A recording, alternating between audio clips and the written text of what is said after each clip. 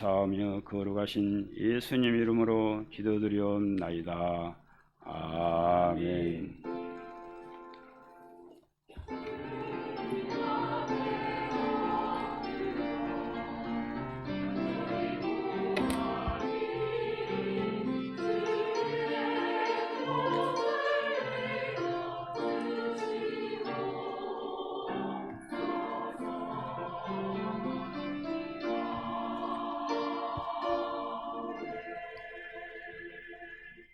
하나님 말씀 창세기 25장 27절에서 34절입니다.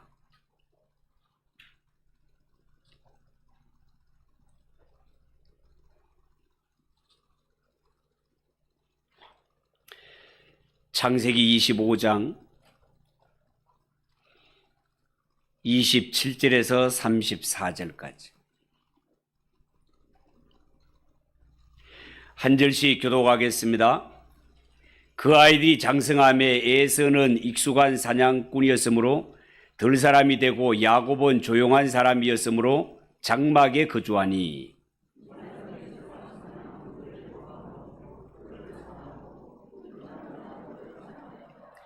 야곱이 죽을 쑤었더니 에서가 들에서 돌아와서 심히 피곤하여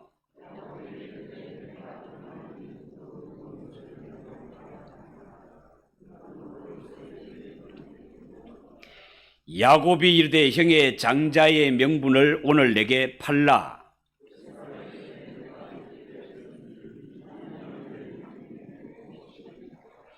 야곱이 이르되 오늘 내게 맹세하라. 에서가 맹세하고 장자의 명분을 야곱에게 판지라.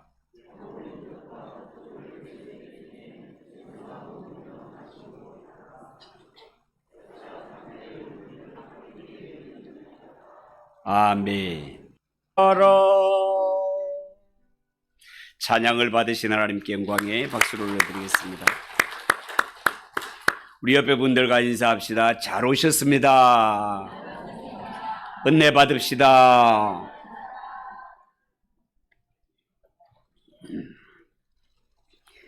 자, 오늘은 읽은 이 말씀을 가지고 장자의 명분에 대해서 말씀을 드리려고 합니다. 우리가 에서와 야곱을 떠올릴 때 바로 떠오르는 것이 장자의 명분 아닙니까? 그래서 오늘 이 장자의 명분에 대해서 말씀을 드리려고 합니다. 우리가 지난 시간에 아브라함의 죽음에 대해서 살펴보았습니다. 아브라함은 죽었지만 하나님은 그의 아들 이삭에게 복을 주시며 이삭을 통해서 하나님의 약속을 이루어 가실 것에 대해서 말씀하셨습니다. 이로 인해서 이제 하나님의 언약은 아브라함의 아들 이삭에게 전달되었고 하나님의 은혜와 섭리 안에서 세대 교체가 이루어졌습니다. 여러분, 우리가 아브라함의 가정 역사를 눈여겨볼 것 같으면 에서와 야곱이 태어났을 때 이삭의 나이가 60세였습니다. 자, 그렇다면 오늘 본문에 일어나는 이 사건은 아브라함의 나이로 치자면 아브라함의 나이 160세 때 있었던 일이 되겠습니다. 다시 말해서 오늘 이 본문의 사건은 아브라함이 살아있을 때 일어났던 일이고 아브라함이 175세에 죽었으니 아브라함은요 에서와 야곱이 태어난 후에도 15년을 더 살면서 손자들과 함께 살았다는 것을 알 수 있겠습니다. 자, 그러면 시간 순서를 볼 것 같으면 이 에서와 야곱이 태어난 이야기는 아브라함의 죽음 사건보다가 먼저 기록되어야 되는 것이 맞습니다.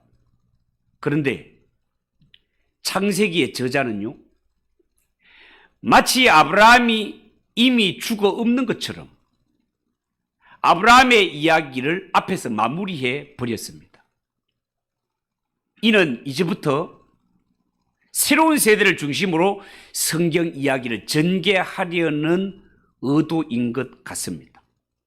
자, 그리고 아브라함이 죽고 나서는 본격적으로 그의 아들인 이삭의 생애가 기록이 될 것 같은데, 성경을 읽어보면 그런 예상과는 달리 막상 아브라함이 죽은 후의 이야기의 중심은 이삭이 중심이 아니라 야곱으로 이어지는 것을 보게 됩니다.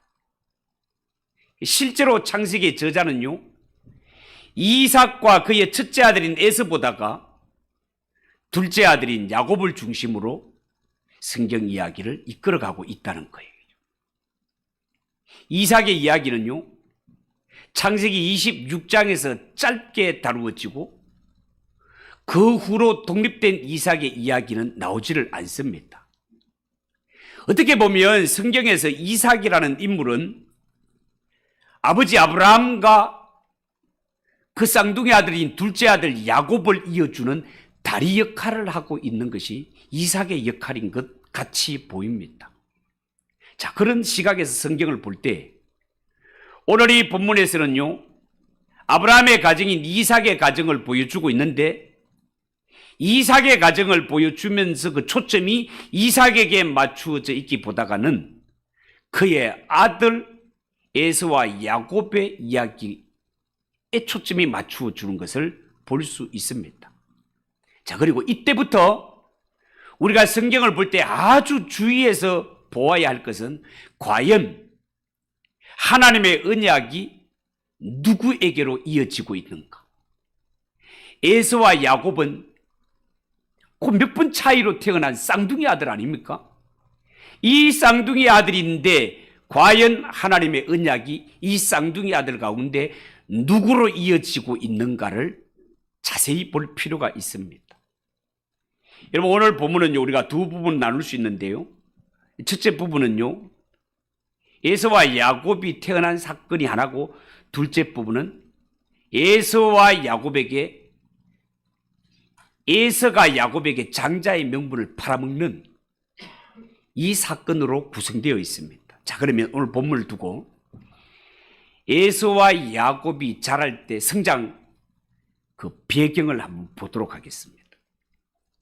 여러분, 이삭이 결혼을 하고 오래도록 아이를 낳지 못하다가 20년 만에 아이를 낳게 되는데요, 쌍둥이 아들을 낳았다고 말씀을 드렸습니다. 자, 그런데 쌍둥이로 아들이 태어났건만 이들은 태어날 때부터 외모와 성격이 뚜렷하게 구별되더니 자라면서는 그 차이가 더 심해지는 것을 보게 됩니다. 여러분, 27절 보십시오. 그 아이들이 장성함에 에서는 익숙한 사냥꾼이므로 들 사람이 되고 야곱은 조용한 사람이었으므로 장막에 거했다. 자, 이렇게 기록하고 있습니다. 여러분, 오늘 이 성경 말씀은요, 에서처럼 남성적인 사람, 익숙한 사냥꾼, 이러한 사람들은 하나님의 백성이 될 수 없고, 야곱처럼 늘 조용하고 집에 붙어 사는 사람이 하나님의 백성이 될 수 있다, 그런 뜻 아닙니다. 그렇게 이야기하는 사람들도 가끔 있지만 그거는 복음과 무관한 내용이 되겠습니다. 여러분, 우리가 상황으로 볼 것 같으면 야곱에 비해서 에서가 훨씬 유능하고 잘 나가는 사람이었다는 것을 한눈에 알 수 있습니다. 우리가 볼 때는 사냥꾼이 뭐 대단하냐 싶은 마음이 들지만, 그러나 고대인들에게는 그렇지 않습니다. 옛날 고대인들에게 있어서 가장 인기 있는 직업은요, 바로 사냥꾼들이었습니다. 이 사냥꾼들이 며칠 동안 큰 짐승들을 추격해서 마침내 사냥에 성공하여 어깨에 그 큰 짐승을 척 메고 개선장구처럼 돌아오는 남자, 이 남자야말로 상남자 중에 상남자였고 모든 여성들의 선망의 대상이었습니다. 요즘으로 치면 억대 연봉, 다 어깨 짊어지고 야 봐라 하면서 들어오는 이런 남자다, 그 말입니다, 여러분. 반면에 야곱은 조용한 성품이어서 장막에 거했다, 그렇게 말합니다. 야곱은 집 주위를 떠나지 않았고 기껏해야 양 몰고 풀 뜯길 정도였습니다. 그러니 당시 사람들의 기준으로 볼 때 에서에 비해 야곱은 어쩌면 초라한 모습이었습니다. 뿐만 아니라 성경에 보면 에서는 온몸에 털로 덮여 있었고 남자답고 늠름해서 남들의 이목을 한 몸에 받았던 자였습니다. 그런데 중요한 것은 하나님이 주목해서 보는 사람은 에서가 아니라 야곱이었다는 사실입니다. 하나님은 에서가 아니라 야곱을 주목해서 본단 말이에요. 이것을 볼 때 사람이 보는 눈과 하나님이 보는 눈은 다르구나 하는 것을 느끼지 않습니까? 어쩌면 세상에서 대단하다고 인정하는 자격과 구비 조건, 이것이 하나님 앞에서는 통하지 않을 수도 있다, 그런 메시지가 들어있습니다. 그렇기 때문에 그 어떤 사람도 하나님 앞에서는 교만하면 안 됩니다. 왜냐하면 이 세상의 것으로 하나님의 환심을 살 수 있는 것이 아니기 때문에 그렇습니다. 아무리 세상적인 조건이 뛰어나다 하더라도 하나님이 눈여겨보시지 않고 하나님이 등 돌려버리는 심령은 허무한 심령, 에서와 같은 심령이 되고 말기 때문에 그렇습니다. 이 가정을 보면서 우리가 또 집중해서 하나 볼 것은, 이 가정에는 자녀들을 두고 부모님의 편애가 있었다라는 거예요. 여러분, 오늘 이 성경을 보면서 우리가 느끼는 것은, 여러분, 하나님께서 가정에 왜 부모를 세우는지 아십니까? 하나님이 가정에 부모를 세우는 이유는 자녀들로 하여금 부모를 통해 하나님을 좀 더 잘 알게 하기 위해서 부모님을 세우십니다. 그렇기 때문에 자녀를 둔 부모님은요, 이 자식들을 양육할 때 자신의 뜻과 욕심에 따라 키워서는 안 되고, 부모님들은 반드시 이 자녀들에게 하나님의 뜻을 전달하는 선지자의 마음을 갖고 키우는 것이 정말 소중합니다. 여러분, 28절에 보면 이삭은 에서가 사냥한 고기를 좋아하므로 그를 사랑하고 리브가는 야곱을 사랑하였더라, 그렇게 말했습니다. 여러분, 에서와 야곱, 이 쌍둥이 아들들이 태어나기 전에 하나님은 이 가정에 주신 말씀이 있었습니다. 그 말씀이 뭡니까? 23절에 여호와께서 그에게 이르시되 두 국민이 네 태중에 있구나, 두 민족이 네 복중에서부터 나누이리라. 이 족속이 저 족속보다 강하겠고 큰 자가 어린 자를 섬기리라 하셨더라. 큰 자가 어린 자를 섬기게 될 것이라고 하나님께서 이미 이 아이들이 태어나기 전에 예고하셨습니다. 자, 그렇다면 하나님으로부터 이 말씀을 받은 이삭과 리브가는 자녀가 태어났을 때 이 자녀들을 어떻게 양육하는 것이 옳았겠습니까? 자녀들에게 인간적인 능력, 인간적인 재주, 이것이 하나님의 사랑받는 조건이 아니라는 것을 분명히 가르쳐 주어야 했습니다. 에서가 비록 인간적인 능력이 뛰어나고 재주가 많은 인간이라 하더라도 하나님으로부터 이 말씀을 받았다면 부모는 에서야, 네가 비록 많은 능력, 많은 재주를 가지고 있지만 하나님이 은혜를 주시기로 한 아들은 야곱이다. 그러니 너는 야곱을 통해서 은혜를 받아야 된다. 하나님께 나아가는 방법을 배워야 된다. 라는 것을 분명히 가르쳐 주어야 했습니다.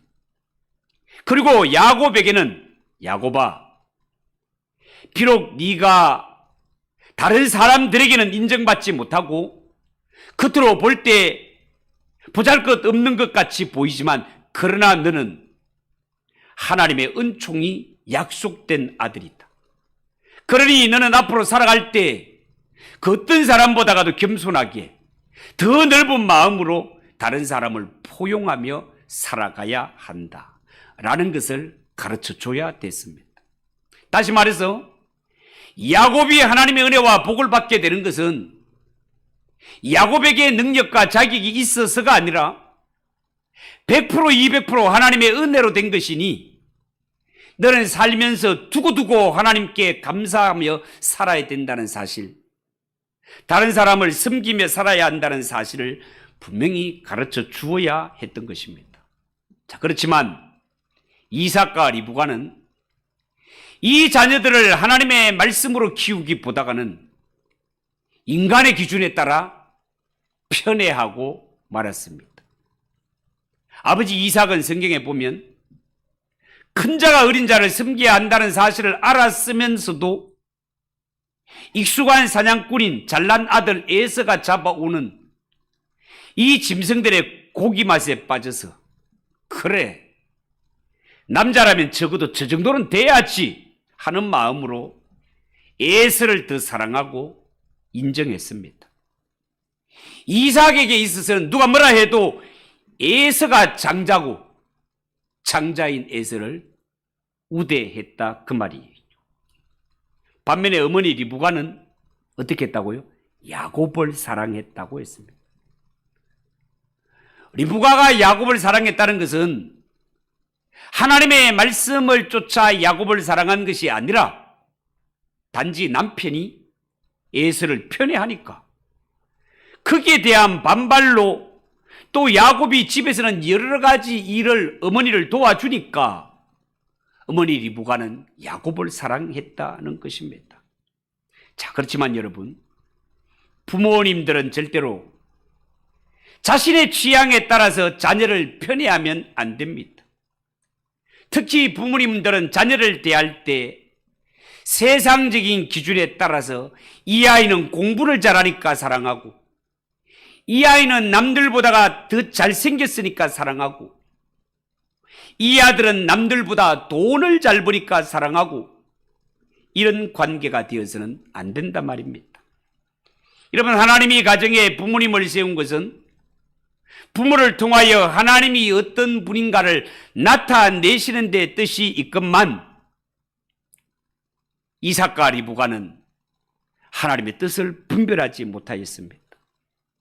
여러분, 부모님 된 자들은 옛날이나 지금이나 자녀들이 부모를 대할 때 아하, 부모님이 우리에게 이렇게 대하는 것을 보면서 하나님은 이런 분이시구나, 하나님은 나를 향해 이런 뜻을 가지고 계시는구나, 이런 모습을 보여주기 위해 날마다 힘쓰며 애쓰며 살아야 되는 것이 부모님 자들의 가질 마음이어야 된다는 거예요. 그런 의미에서 이삭은 에서에게, 에서야, 비록 네가 남자답고 사회적으로는 많은 사람들에게 인정을 받는다 하더라도 그런 것으로 하나님께 나아갈 수 있는 것은 아니다. 네가 멧돼지 고기, 사슴 고기만 가져올 것이 아니고 동생을 통하여서 하나님께 나아가는 것과 하나님으로부터 은혜 받는 일에 관심을 가져야 된다라는 것을 아버지로서 분명히 아들에게 가르쳐 줘야 되었습니다. 그런데 이삭은 평생토록 자신을 낮추고 겸손하게 살아야 할 에서, 이 에서를 높일 대로 가지껏 높여놓았기 때문에 에서는 자기 잘난 맛에 더더욱 야곱 앞에서 자신을 낮출 수가 없었던 것입니다. 결국 그는 덜 사람, 길들여질 수가 없었고, 그는 하나님의 은혜 안으로 돌아오지 못하며 하나님의 언약을 이어가는 동생 야곱을 오히려 핍박하며 하나님의 원수로 살아가게 되는 것을 성경을 통해 볼 수 있습니다. 여러분, 이처럼 부모님의 잘못된 사랑, 부모님의 잘못된 편애가 자식들 이렇게 완전히 자기 도취에 빠져 살게 만들고 말았습니다. 사랑하는 성도 여러분, 명심해야 됩니다. 부모가 자식들에게 반드시 가르쳐 줘야 되는 것이 뭐라고요? 사람은 누구나 하나님 앞에 똑같은 피조물이 있다. 우리 모두는 다 죄인이고 하나님 앞에서는 티끌 같은 존재다. 그러니 너는 절대로 네 잘난 맛에 살지 말고 오직 하나님을 높이며 다른 사람을 섬기며 함께 어울려 살아가는 법을 배워야 한다. 부모는 자식에게 반드시 가르쳐야 됩니다. 그런데 이 세상 보통 부모들은 자식을 대할 때 어떻게 대합니까? 자식이 어떤 이야기를 가장 집중적으로 많이 합니까? 특히 우리나라 부모님들은 자식을 데리고 앉을 때마다 야, 너는 특별한 아이다. 절대로 나가서 맞고 다니지 말라. 그리고 어떻게 해서든지 1등을 해야 된다. 어떻게 해서든지 성공해야 된다. 이런 이야기만 주구장창 하고 있습니다. 여러분, 부모가 자녀들을 그렇게 가르친다면 이 자녀들이 어떻게 하나님을 알고 이 자녀들이 어떻게 예수를 나의 구주로 믿을 수 있겠습니까?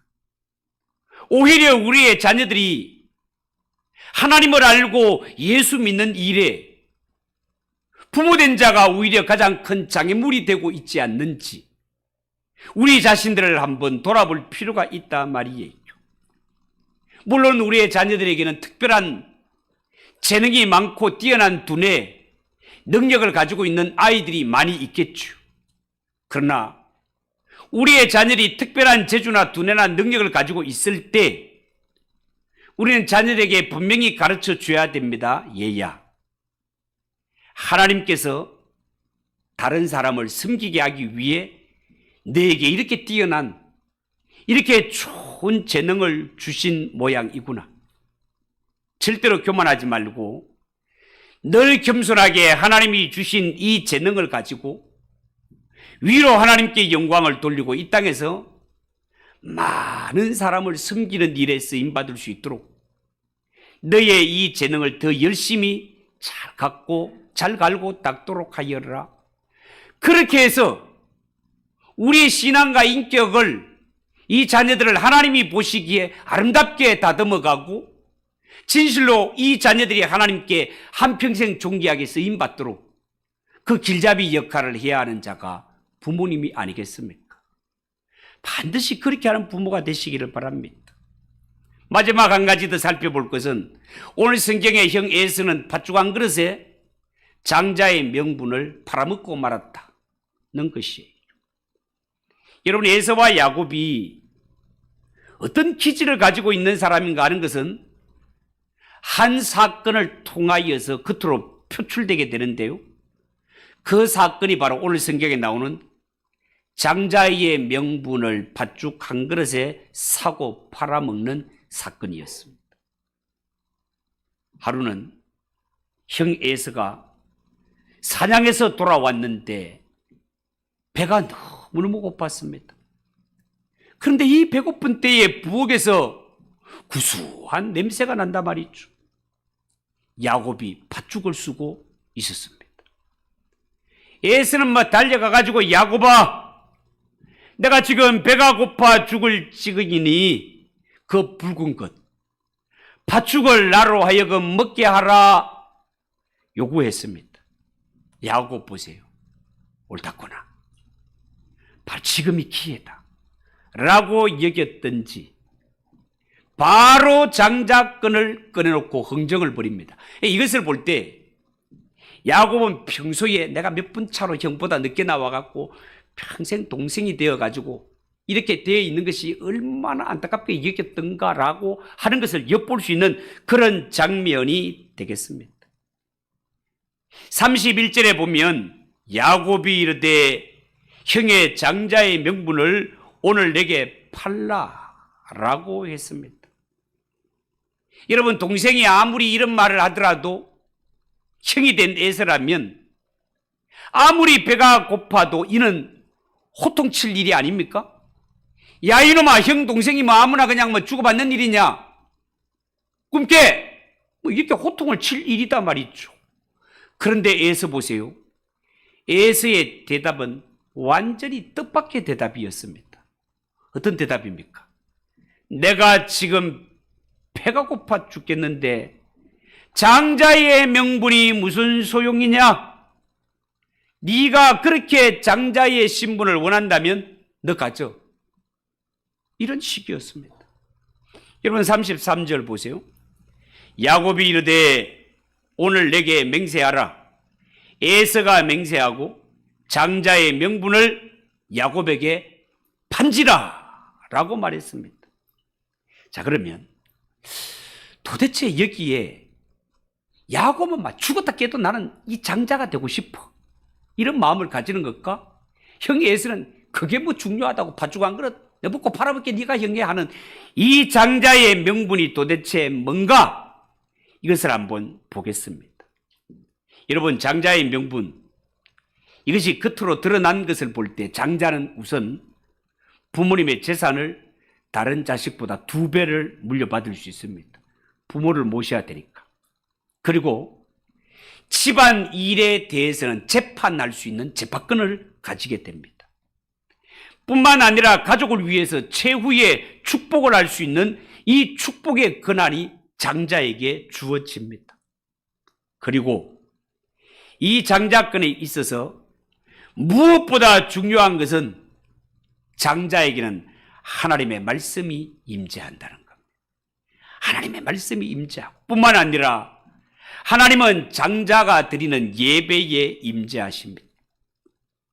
여러분, 정말 그렇습니다. 장자가 드리는 예배에는 하나님이 함께 하시는 감동이 있었고, 죄사함의 은총이 있었고, 새롭게 되는 힘이 있었습니다.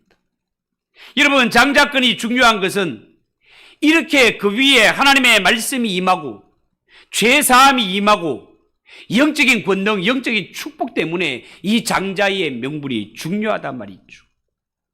그런데 에서에게는 이 장자의 명분이 팥죽 한 그릇보다가 의미가 없는 것이었습니다. 왜 그렇게 여긴 걸까요? 에서, 그에게는 미래가 없었기 때문에 그렇습니다. 에서에게 중요한 것은 지금 눈앞의 일이지 장래가 중요한 것이 아니었단 말입니다. 에서는 미래보다는 현실, 영적인 일보다는 육적인 일이 훨씬 더 중요했단 말이에요. 자, 그런데 여러분, 신약 성경에 들어가 보면 이것이 얼마나 잘못된 건가가 신약을 열면서부터 기록이 되고 있는데, 신약을 열면 뭐가 나옵니까? 마태복음 1장. 마태복음 1장은 예수님의 족보를 기록하고 있습니다. 여기에 보면 아브라함은 이삭을 낳고, 이삭은 야곱을 낳고, 야곱은 유다를 낳고, 이렇게 내려갑니다. 그런데 실제로 현장에서 보면 이삭은 누구를 낳습니까? 이삭은 에서와 야곱을 낳고가 맞지 않습니까? 그런데 이 귀한 예수님의 족보, 하늘의 족보, 영생의 족보, 생명의 족보인 이 예수님의 족보에 에서의 이름은 빠져 있단 말이에요. 예수님의 족보, 하늘의 족보, 천국의 족보에 에서의 이름은 설 자리가 없단 말이에요. 이것이 장자의 명분을 소홀히 여긴 에서의 모습이다 말이에요. 사랑하는 성도 여러분, 우리 모두는 살면서 절대로 한낱 팥죽 한 그릇 때문에 장자의 명분, 하나님의 임재를 경험하고 하나님을 만나는 시간을 포기하는 그런 어리석음을 범하지 않기를 바랍니다. 여러분, 성경이 우리에게 주신 약속은요, 하나님의 자녀들에겐 반드시 보장된 미래가 있다는 것입니다. 그런데 하나님의 자녀라 하면서 절제하지 못하고 오늘 모든 힘을 다 탕진하고 오늘 모든 돈을 다 써버리고 오늘 모든 음식을 다 먹어버리고 오늘 모든 것을 다 즐겨버린다면 내일 하나님 앞에서 얻을 것이 없다, 그 말입니다. 사랑하는 성도 여러분, 지금 이 세상에 있는 것은요, 하나님이 우리에게 앞으로 주실 이 은혜와 복을 비교하면 이 세상 것들은요, 억만분의 1도 안 됩니다, 여러분. 그래서 위대한 신앙의 인물들은 이 세상에서 다 가지거나 다 누리려고 하지 않았습니다. 억지로 사람들의 명성과 칭찬을 구하지 않았습니다. 지금 모든 것을 다 가져버리면 분명히 미래가 없다는 것을 잘 알았기 때문에 그렇습니다.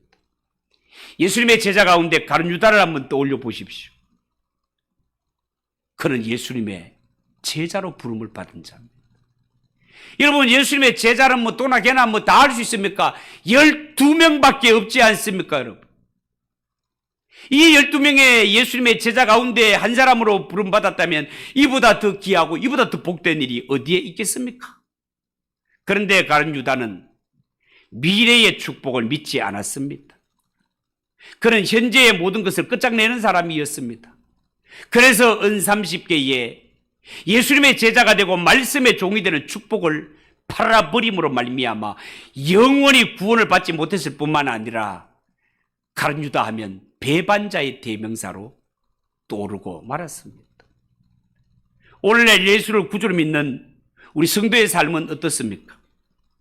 하나님의 말씀을 들으며 매일마다 새로워지는 것과 이 세상에서 모든 부귀영화를 누리는 것 가운데 어느 것을 더 중요하게 여기며 살고 있습니까? 대부분의 사람들은 야곱이 아니라 에서의 길을 사랑하여 가고 있습니다. 말로는 믿는다고 하지만 미래를 생각하지 않습니다. 이 세상에서 좀 더 나은 자리를 얻을 수 있다면 얼마든지 하나님의 말씀을 포기할 수 있고, 이 세상 사람들에게 더 인정을 받을 수 있다면 얼마든지 신앙까지도 포기할 수 있는 이런 자세로 살아가는 자들이 많이 있단 말이에요. 그래서 예수 믿는 성도라면서도 신앙이 마치 목걸이와 귀걸이처럼 액세서리에 불과하고 신앙생활도 취미생활 비슷하게 하는 자들이 많이 있단 말이죠. 여러분, 명심하십시오. 우리의 눈을 혼란스럽게 하고 우리에게 만족을 줄만하게 보이는 이 세상 모든 것들은 한 그릇 팥죽에 불과하다는 것을, 이 팥죽 한 그릇 때문에 하늘의 생명 족보를 포기하고 이 천국 백성의 길을 버린다면 이 얼마나 어리석은 인생이겠습니까? 장자의 명분을 경홀히 여겨 한 그릇 팥죽에 팔아먹은 에서를 가리켜 성경은 망령되이 행했다라고 기록하고 있습니다. 망령되이 행했다. 영혼이 망하게 되었다. 그런 뜻입니다. 사랑하는 성도 여러분, 우리가 믿음을 지키고 하나님을 사모하는 사람들, 반드시 하나님이 장래에 우리에게 갚아주실 날이 있습니다. 저 천국에 들어가게 하시며 영생 복락을 누리게 하시며 하나님의 나라를 우리에게 유업으로 물려주실 것입니다.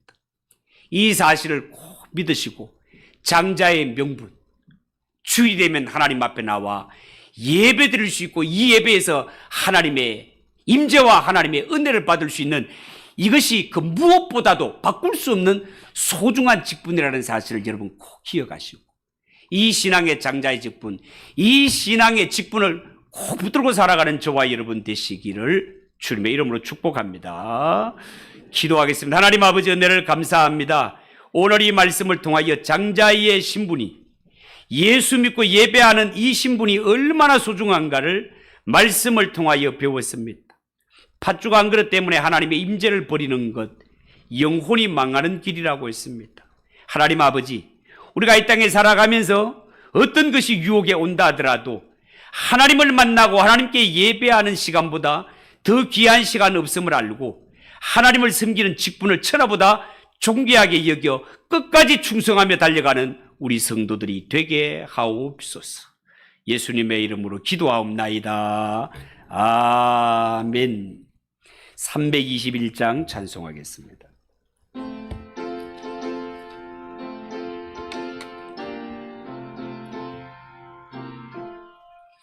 날 대속하신 예수께 내 생명 모두 드리니 널 진실하게 하소서.